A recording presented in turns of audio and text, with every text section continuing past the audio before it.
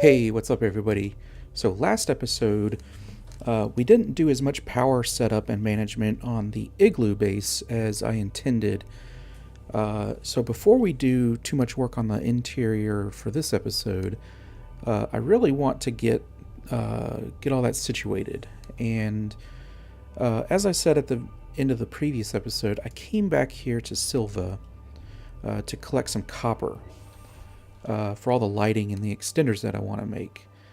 And so that's what you see here loaded up on the shuttle. I have three medium storage pallets full of copper. And while I was here, I also did a little bit more prep work for all the equipment that I want to make for the base. I looked at all the resource requirements for a lot of the pieces of equipment and loaded out some medium storage pallets to bring back. So that's what you see here. They're not full of resources, but so like these three, for example, is a piece of equipment. These three is a piece of equipment. I want to say like these two are a piece, these two, and then like these three. So I wasn't so much concerned about loading these out entirely as I was kind of keeping these organized based on the pieces of equipment. Which brings us to this palette. So in addition to the equipment, like the smelter and the chemistry lab and so on, in order to make the Igloo a fully operational like base, I wanted to bring materials to make a hab, which you make with the large printer, and we'll go ahead and make that there, because if I make it here, I'm gonna have to remove one of these large storage units to bring the hab there. Um, the idea is that we're going to try to drop it in the exact center of the Igloo and place all the equipment in a circle around the hab, but like pressed up against the walls. So in the end, it should be a nice, cozy little den of a base. But before we go to Atrox, I do want to stop by Glacio real quick to pick up some colors. So if we end up finishing the outside of the base, as far as the all the lighting and stuff, and finish smoothing it out, I want to go ahead and add some color to it.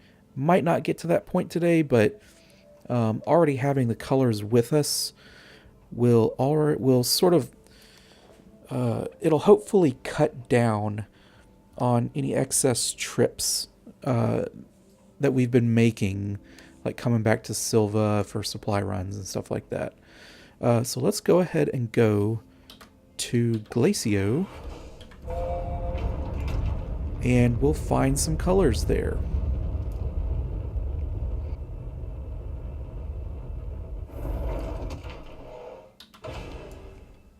Alrighty, so I know Glacio has this like snowy white color, but I really like these icy blues that it has. And I think that's going to end up working better for us for the Igloo, because igloos are made of ice. And so uh,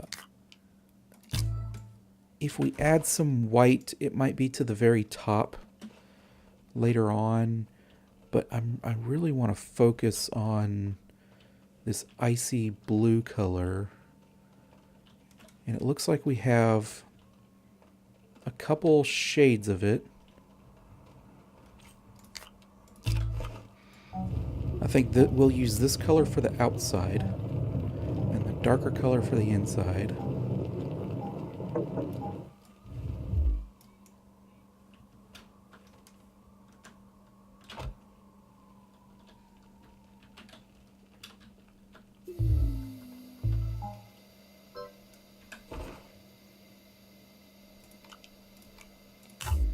And then I brought another piece of zinc, so if at a later time we decide we want another color, I can make another soil analyzer to bring back here and collect more colors.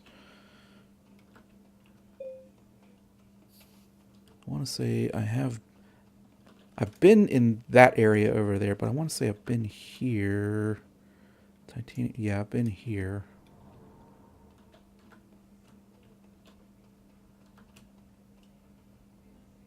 Yeah, so I think that's it.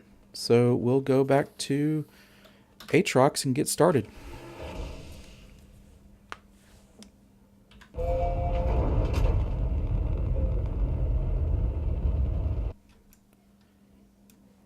Alrighty, we're back. So the absolute first thing that I want to do is get the hab situated. Because it's my understanding. Now, I've never made one of the habs before. And it's my understanding that it's just like the hab you get when you start a fresh save. So it has that black hard soil pad that it sits on. And I initially had some concern about whether it would come with the starting landing pad as well. That little pad that you request the starting platform and the medium printer, those things. I was concerned that it would add that too, because I already have the structure built, and I'd hate for that to sort of, present a problem. But I went ahead and asked on the Astroneer Discord if anyone knew if it came with it, and they assured me that it would not come with it. So it would be disastrous if it did. So I'm kind of wondering if I'm still going to need to do some major renovations, but they assured me that it doesn't come with that. So let's go ahead and try it. But the reason why I want to get working on that first is because I'm concerned about this hard soil pad.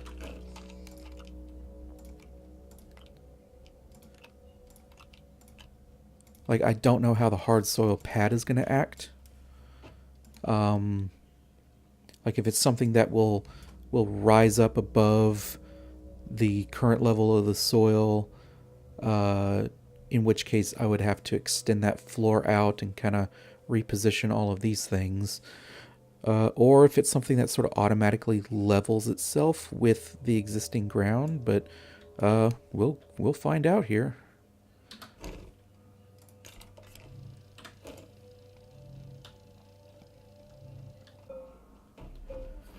Alrighty, and our hab is made, or it's printed. And it is also my understanding that once it's down, it is down. So it's kind of critical that we get it positioned exactly where we want it.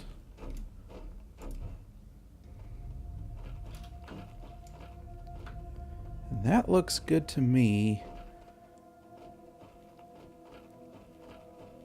It looks fairly equidistant from the interior perimeter. And of course, this thing isn't perfectly round, so, but I mean, that looks pretty darn good to me. So let's go ahead and unpack it.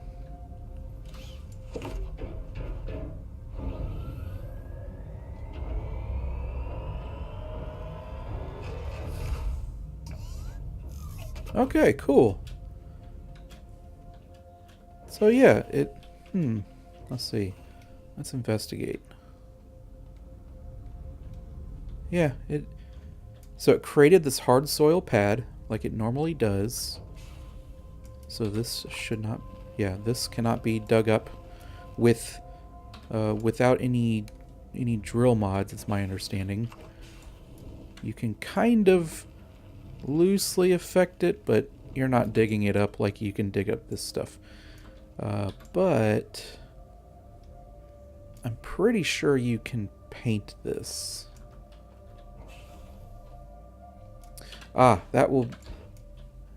That's going to have to be what we use this other zinc for, is the inhibitor mod. Is it the inhibitor mod? Yeah, the inhibitor mod.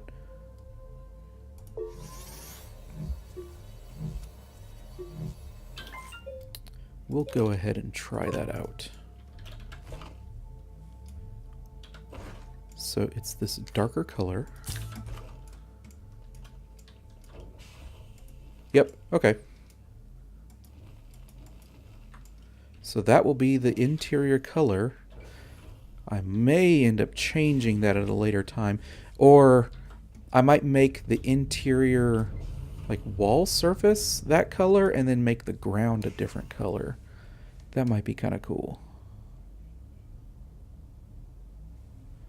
And because this might make it too hard to look at, if that makes any sense.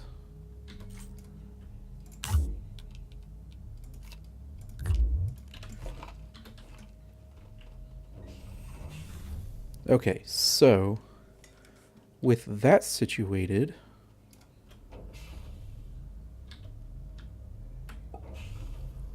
we have a save point here.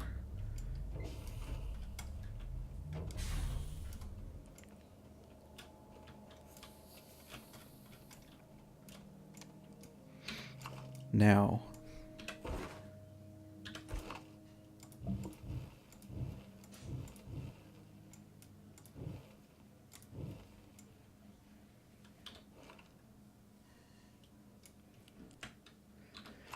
I need to figure out sort of the spacing I want these lights at. They're all going to just come off of one power source.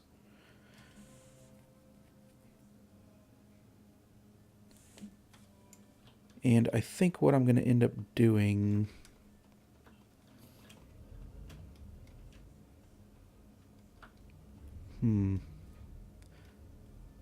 Okay, I think what I'm going to end up doing is, instead of connecting them directly to the platform here, I'm going to connect them to an extender that's in the wall, so that I have the ability to freely move those platforms around and not have to worry about digging up this soil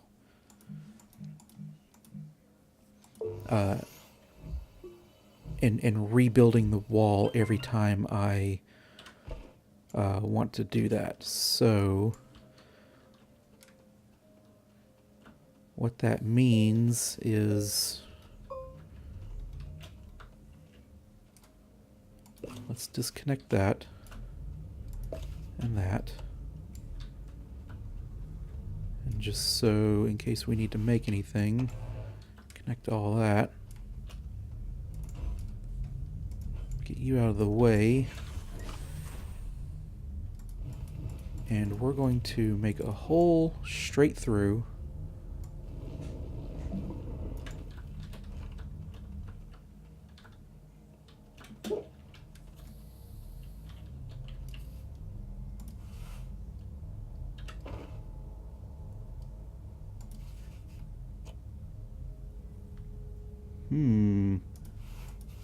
Do the extenders act differently?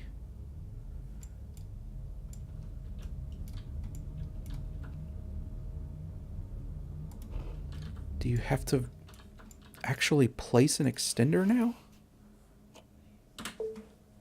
I need to investigate that.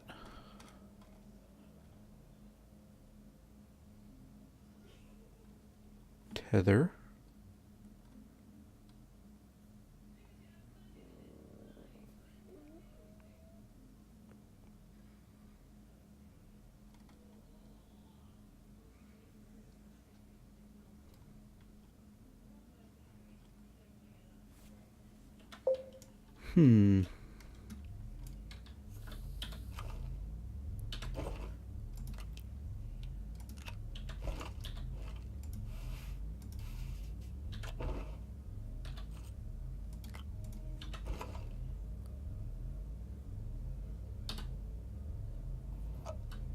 Interesting.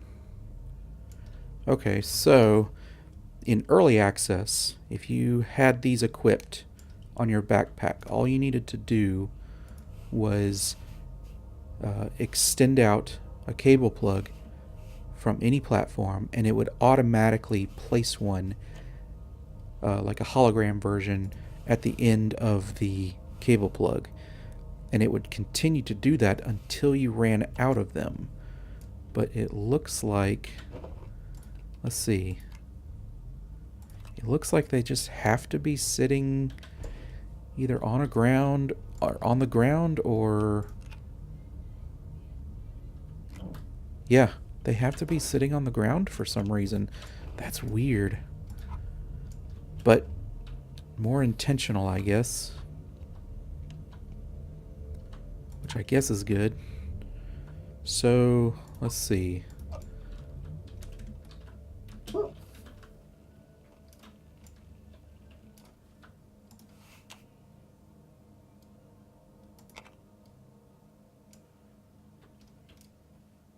I'm gonna kind of leave. I'm gonna leave that one there.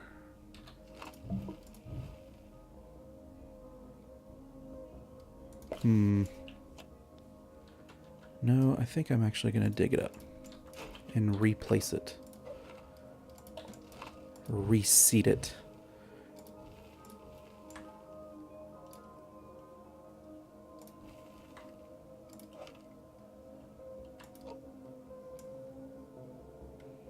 Because while it was seated nice and deep in the ground, I have gotten used to having them stick up out of the ground in early access, and I like that, so we'll go ahead and go with that.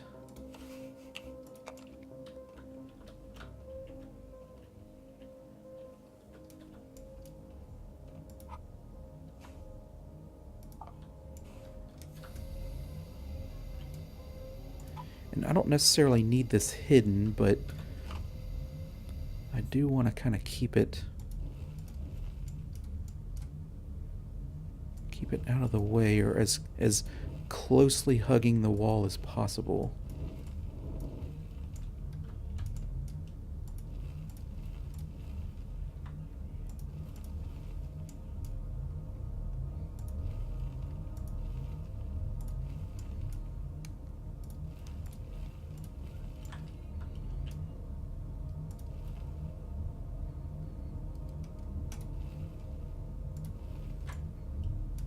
There, I think that'll end up being...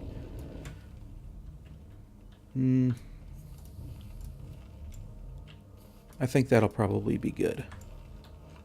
Yeah.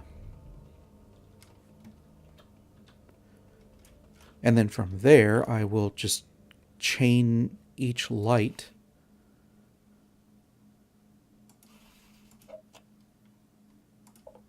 to the next one,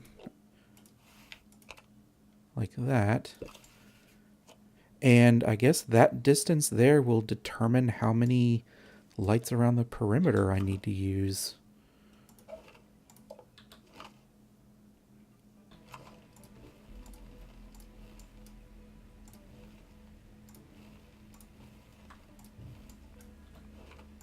With true flat, this wouldn't be an issue, but that's sort of the challenge here, is working within the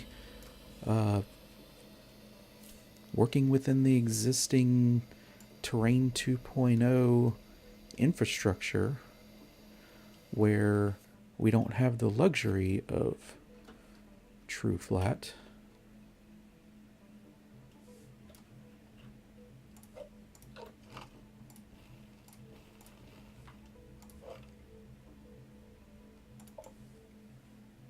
Yeah, that's better. They don't all need to be perfect, but so long as they're sticking up out of the ground just a little bit, we'll be fine.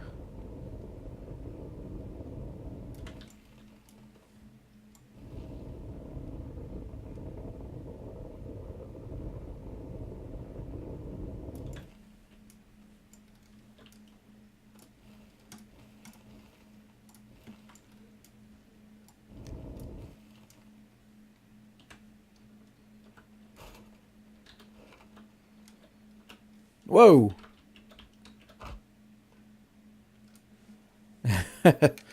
So that is a major bug right now. I haven't had it happen that dramatically yet.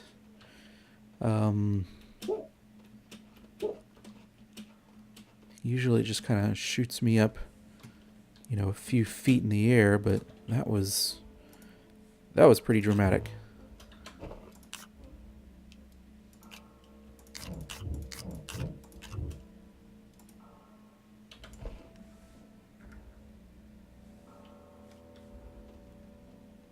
We'll just leave him there for now.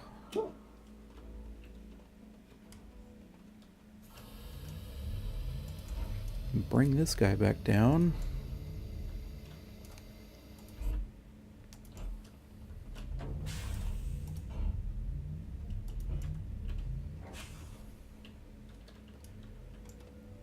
And later on, all these things will be situated a little bit closer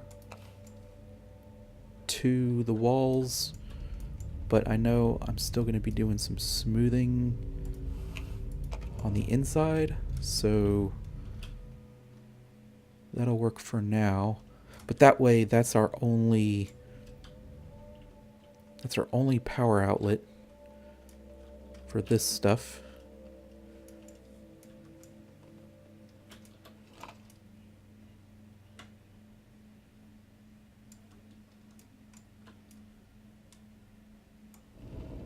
I don't think we're going to get lucky with this surface. I think it's angling up a little too much.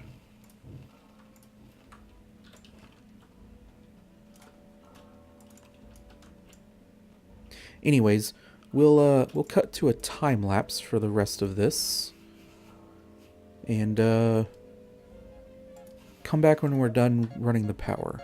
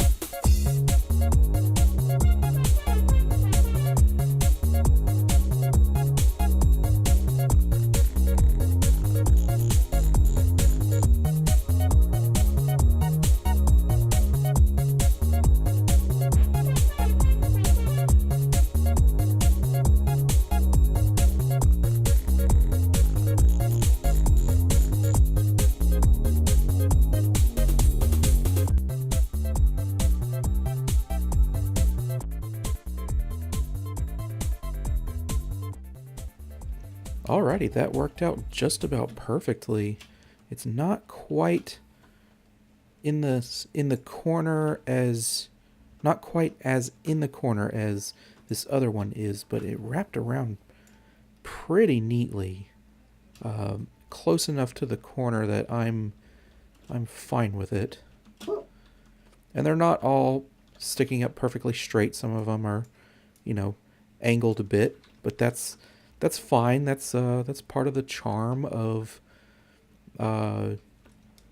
this non-true flat building style. I probably could have finessed them a little bit longer, but for what it is, I'm very happy with it. It just adds a little bit of I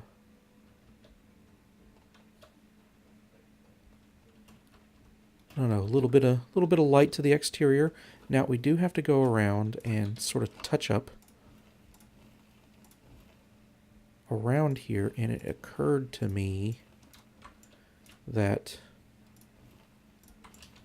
it would have been beneficial. No, a little bit of tearing there. Hopefully we'll be able to buff that out. Yeah.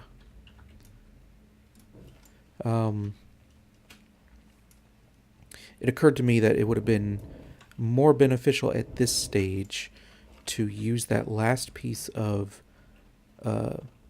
zinc to make a narrow mod to sort of help clean up this bottom edge. But I think we will end up just going with it.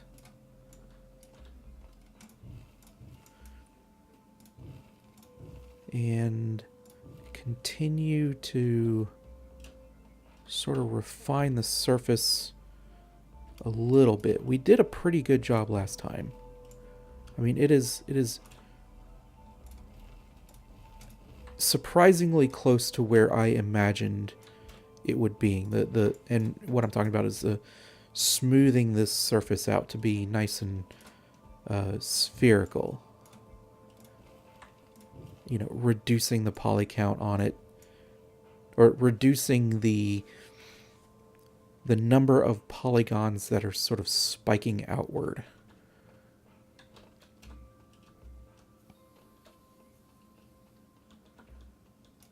Or creating these noticeable little pits here.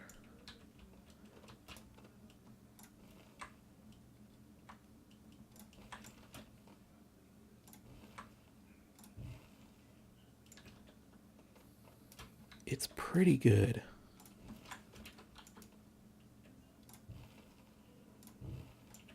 And realistically speaking, I can be tapping away at this all night, and you know, I might look at it from this angle or see it in see it at sunrise, and I might see a surface like this now, and at sunrise that same surface looks like that. So realistically, I don't know if there's too much more I can do to it to affect the smoothness of it too much, or too much more than it already is.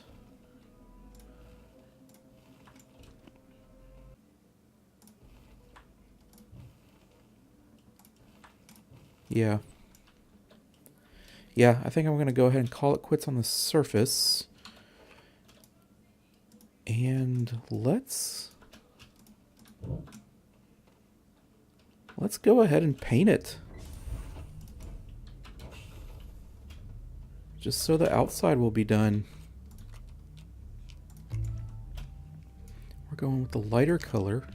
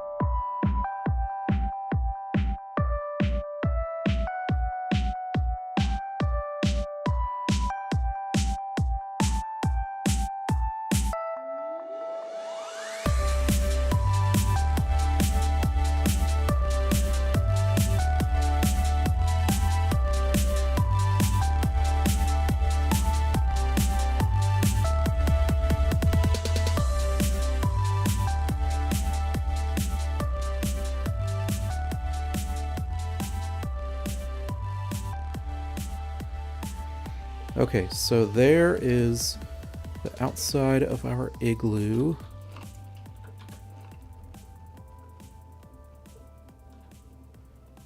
Now, you may have noticed earlier in the episode, I did bring one of these, what are they, triptychs? Yeah, triptychs.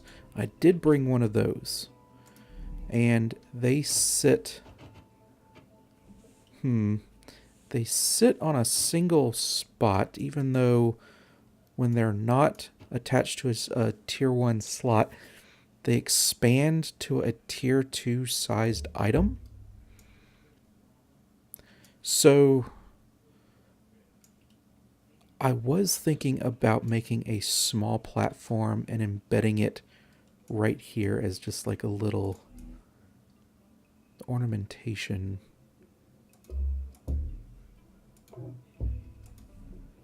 We'll see. We'll save that for later.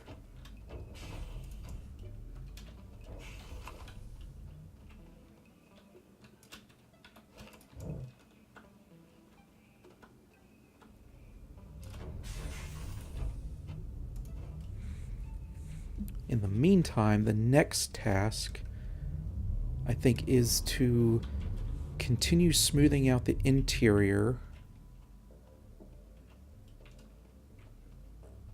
and figure out the interior lighting.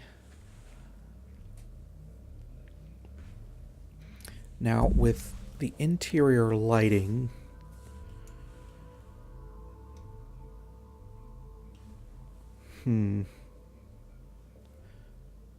Earlier I was talking about embedding all the cables and stuff in the walls.